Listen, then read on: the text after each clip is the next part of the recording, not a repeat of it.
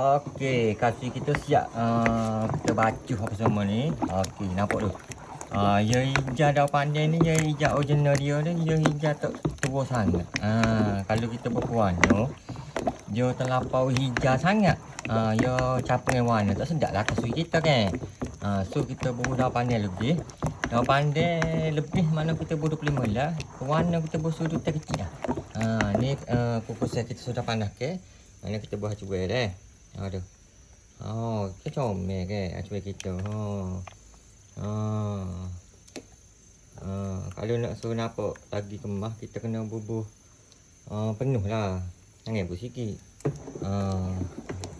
Kita kena bubuh penuh. Baru yo comel betul comel. Tu dia. Aduh. Nampak. Sebab dia kita panas dah tadi ke. So dia masuk bukan kata masuk cepat. Ada juga. Cuba dia masuk tu sekata bila kita baca dia bekas kasui kita ni kita panas dah ke.